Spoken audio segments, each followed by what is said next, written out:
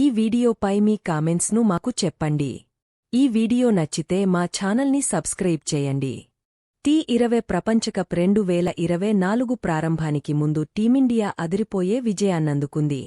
Mega tourney నేపథ్యంలో బంగ్లాదేశ్తో శనివారం జరిగిన వామప్ మ్యాచ్లో సమష్టిగా రాణించిన టీమిండియా 60 పరుగుల తేడాతో గెలుపొందింది.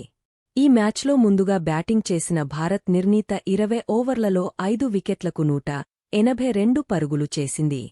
రిషభ్ పంత్ 32 బంతుల్లో 4 ఫోర్లు, 4 సిక్స్లతో 53 విధ్వంసకర హాఫ్ సెంచరీతో సత్తా చాటగా, హార్దిక్ పాండ్యా 23 బంతుల్లో 2 ఫోర్లు, 4 సిక్స్లతో 40 నాతౌట్, సూర్యకుమార్ యాదవ్ 18 బంతుల్లో 4 ఫోర్లతో 31 మెరుపులు మెరిపించారు. రఫ్ఫాడించిన అర్ష్దీప్ సింగ్ అనంతరం లక్ష్యఛేదనకు దిగిన బంగ్లాదేశ్ నిర్ణీత 20 ఓవర్లలో 9 వికెట్లకు 122 పరుగులే చేసి ఓటమిపాలైంది. అర్ష్దీప్ సింగ్ 2/12, శివం దూబే 2/10 నిప్పులు చెరగడంతో బంగ్లా బ్యాటర్లు పెవిలియన్కు క్యూ కట్టారు. మహ్మదుల్లా 28 బంతుల్లో 4 ఫోర్లు, 6తో 40 రిటైర్డౌట్, షకీబ్ అల్ హసన్ 34 బంతుల్లో 2 ఫోర్లతో 28 టాప్ స్కోరర్లుగా నిలిచారు.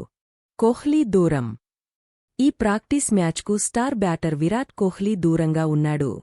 శనివారం ఉదయమే జట్టుతో కలిసిన విరాట్ కోహ్లీకి ఇక్కడి పరిస్థితులకు అలవాటు పడేందుకు ఈ మ్యాచ్ నుంచి విశ్రాంతినిచ్చామని కెప్టెన్ రోహిత్ శర్మ తెలిపాడు.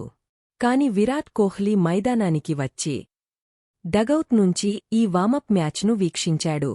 ఈ వీడియోపై మీ కామెంట్స్ను మాకు చెప్పండి.